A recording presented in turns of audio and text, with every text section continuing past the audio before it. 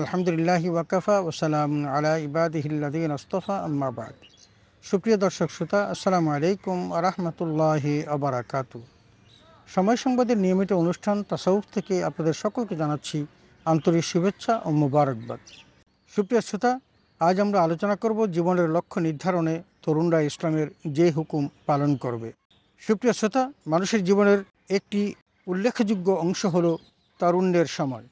জীবনের অন্যান্য অংশের চেয়ে এই সময়টি সবচেয়ে গুরুত্বপূর্ণ।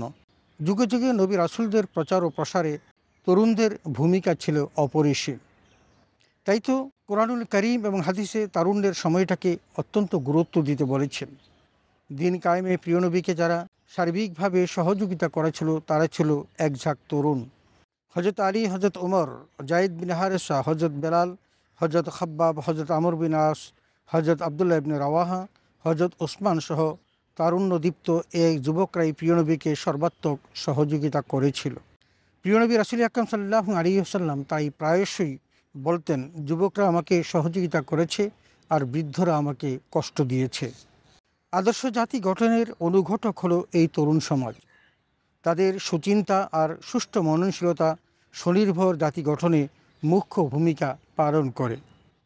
তাই এই তরুণ সমাজ যাতে বিপদগামী না হয় এবং জীবনের লক্ষ্য নির্ধারণে যাতে তারা সঠিক পথ থাকতে পারে, সে কারণে যৌবনকালকে গনিমত হিসেবে গ্রহণ করার জন্য রাসূল আকরাম সাল্লাল্লাহু আলাইহি ওয়াসাল্লাম নির্দেশ দিয়েছেন। প্রিয়নবী ইরশাদ করেছেন, তোমরা 5টি বস্তুকে 5টি বস্তুর আগে মূল্যবান মনে করো। তন্মধ্যে অন্যতম হলো বার্ধক্যের পূর্বে যৌবনকালকে, আত-তারগিব ওয়াত তারহিব। একজন তরুণকে সঠিক পথে থাকতে হলে ইসলামের যে হুকুমগুলো পালন করা আবশ্যক তা হলো সুন্দর চরিত্র গঠন করা, জ্ঞান অর্জন করা, আল্লাহর অনুগত হওয়া এবং সর্বদা আল্লাহর উপর ভরসা রাখা। আসুন এই বিষয়গুলো আমরা বিস্তারিত আলোচনা শুনি। 1 নম্বর, সুন্দর চরিত্র গঠন করা। যে সমাজের যুবকরা চারিত্রিক ভূষণে ভূষিত, সে জাতি বা সমাজে শান্তি অনিবার্য। যেমনটি রাসূল আকরাম সাল্লাল্লাহু আলাইহি ওয়াসাল্লাম ইরশাদ করেছেন, আল্লাহর কাছে সবচেয়ে প্রিয় মানুষ তারা যারা উত্তম চরিত্রের অধিকারী। জামিউস সগীর, হাদিস 218।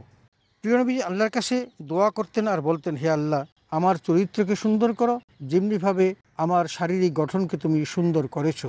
মুসনাদে আহমদ, হাদিস 3823। সুন্দর চরিত্র গঠন করতে হলে 3টি বিষয় আবশ্যক: মাদক পরিহার করা, পঞ্চ ইন্দ্রিয়ের হেফাজত করা, বিজাতীয় সংস্কৃতি প্রতিহত করা। কারণ মাদক মানুষের মস্তিষ্কের কার্যক্ষমতা নষ্ট করে দেয় এবং তাকে অপরাধ জগতের দিকে আস্তে আস্তে টেনে নিয়ে যায়। তাই তো মদপানকে ইসলাম হারাম ঘোষণা করেছেন। রাসূল আকরাম সাল্লাল্লাহু আলাইহি ওয়াসাল্লাম ইরশাদ করেছেন, প্রত্যেক নেশাদ্রব্যই মাদক আর প্রত্যেক নেশাদ্রব্যই হারাম। সহিহ মুসলিম, হাদিস 2003। অন্যদিকে সুন্দর জীবন আর চরিত্র গঠনের আবশ্যকীয় বিষয় হলো পঞ্চ ইন্দ্রিয়কে সঠিক ব্যবহার করা। সে কারণেই রাসূল আকরাম সাল্লাল্লাহু আলাইহি ওয়াসাল্লাম পঞ্চ ইন্দ্রিয়কে গুনাহ থেকে বাঁচাতে আল্লাহর কাছে দোয়া করতে বলেছেন। সেই সাথে তরুণদেরকে বিজাতীয় সংস্কৃতি পরিহার করতে রাসূলুল্লাহ সাল্লাল্লাহু আলাইহি ওয়াসাল্লাম অনেক জায়গাতে নির্দেশনা দিয়েছেন। নবীজি ইরশাদ করেছেন, ওই ব্যক্তি আমার দলভুক্ত নয় যে ব্যক্তি অন্য কোনো সাদৃশ্য অবলম্বন করে। জামে আত-তিরমিজি, হাদিস 2695। 2. জ্ঞান অর্জন করা। ইসলামী শিক্ষার গুরুত্ব অপরিসীম। প্রিয় নবীর কাছে হেরা গুহাতে প্রথম যে ওহী নাজেল করা হয়েছিল, সেখানে আল্লাহ তাআলা বলেছেন, ইকরা বিসমি রব্বিকাল্লাযী খালাক, পড়ো তোমার প্রভুর নামে যিনি সৃষ্টি করেছেন। সূরা আলাক, আয়াত 1। দ্বীনি শিক্ষার পাশাপাশি জীবনযাত্রার প্রয়োজনীয় ও কল্যাণকর জ্ঞানার্জন ইসলামে কাম্য। এই জন্য দ্বীনি শিক্ষা গ্রহণ করার পর কেউ যদি ডাক্তার, ইঞ্জিনিয়ার বা অন্য পেশায় বড় ডিগ্রি অর্জন করে, সেটাও কিন্তু ইসলাম সমর্থন করে, ইসলামের বাইরে নয়। এই জন্য আল্লাহ তাআলা শিখিয়ে দিয়েছেন আমাদেরকে, রব্বানা আতিনা ফিদ দুনিয়া হাসানা ওয়া ফিল আখিরাতি হাসানা ওয়া কিনা আযাবান নার। হে রব, তুমি আমাদেরকে দুনিয়াতে কল্যাণ দান করো এবং পরকালে কল্যাণ দান করো এবং আমাদেরকে জাহান্নামের আগুন থেকে হেফাজত করো। আল্লাহ আমাদের কবুল করুন, আমিন। 3. আল্লাহর আনুগত্য করা। তরুণ বয়সে আল্লাহর ইবাদত ও আনুগত্যতার গুরুত্ব অপরিসীম। যৌবনের ইবাদত আল্লাহর কাছে অনেক প্রিয়। তাদের মর্যাদার কথা বলতে গিয়ে রাসূল আকরাম সাল্লাল্লাহু আলাইহি ওয়াসাল্লাম বলেছেন, সাবআতুন ইউযিল্লুহুমুল্লাহু ফি যিল্লিহি ইয়াওমাল কিয়ামা লা যিল্লা ইল্লা যিল্লুহু মিনহা শাবুন নাশা ফি ইবাদাতি রাব্বিহি। অর্থাৎ যেদিন আল্লাহর আরশের ছায়া ব্যতীত কোনো ছায়া থাকবে না, সেদিন 7 শ্রেণীর মানুষকে আল্লাহ তাআলা তার আরশের নিচে ছায়া দিবেন। তন্মধ্যে একজন সেই যুবক যে তার প্রতিপালকের ইবাদতে গড়ে উঠেছে। সহিহ বুখারী হাদিস 660। 4 নম্বর, সর্বদা আল্লাহর উপর ভরসা করা। বর্তমান যুবকদের বড় একটা অংশ তারা হতাশায় ভোগে। তারা কাঙ্ক্ষিত লক্ষ্য আর উন্নত কেরিয়ার গড়তে না পারার কারণে হতাশায় নিমজ্জিত হয় এবং ইসলাম তাদেরকে আল্লাহর প্রতি পূর্ণ আস্থা ও বিশ্বাস রাখার নির্দেশ দিয়েছেন।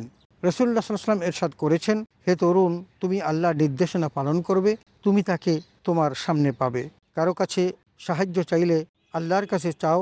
জেনে রেখো, পুরো জাতি তোমার উপকার করতে চাইলেও আল্লাহ তোমার জন্য যতটুকু লিখে রেখেছেন ততটুকুই হবে। তিরমিজি হাদিস 2516।